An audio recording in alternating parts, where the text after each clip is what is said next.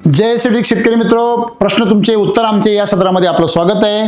योगेश पाटील यांनी आपला अनुभव व्यक्त केला आहे। ते म्हणतात 2132 ही व्हरायटी आहे मिरचीची, तिची साईज कमी असते आणि त्यामुळे मार्केटमध्ये इतर मिरचीपेक्षा 10 रुपये तरी कमी भाव भेटतो। मला त्याचा अनुभव आहे। योगेश भाऊ, आपण इतर शेतकऱ्यांना जागृत करत आहात, यासाठी आपलं खरं तर अभिनंदन। ठीक आहे, तुमचा अनुभव आहे व्हरायटी बद्दल। तर कधी कधी असं पण होतं की काही शेतकरी असं पण सांगतात की ह्या व्हरायटीपेक्षा ही व्हरायटी भारी किंवा ह्या व्हरायटीपेक्षा ही व्हरायटी खराब। मित्र हो, व्हरायटीच्या संदर्भामध्ये आपण फार जर संवेदनशील झाला तर अशा प्रकारची विचारसरणी तयार होत। खरं तर एससीटी वैदिक असं सांगतं की व्हरायटीला फक्त 10% महत्व आहे, 90% महत्व पोषणाला आहे। अगदी आजपर्यंत आम्हाला असा अनुभव आलेला आहे की ज्या व्हरायटीच्या बाबतीमध्ये त्यांच्या मॅन्युफॅक्चर करणाऱ्या कंपन्यांचं जे मत होतं की आमचं फळ एवढंच लांब होतं, एवढंच वजनदार होतं, त्याचे रंग असाच असतो आणि त्याचं टिकवण क्षमता एवढे दिवस असते, ह्या सर्व पॅरामीटर्सला आम्ही तोडून दाखवलेलं आहे। म्हणजे 4 किलोचं कलिंगड किंवा 5 किलोचं सरासरीचं कलिंगड त्यांचं 8-9 किलो सरासरीपर्यंत आम्ही नेलेलं आहे। एका वेळेला एकच फळ स्ट्रॉंगली किंवा 2 फळं येतात फार तर,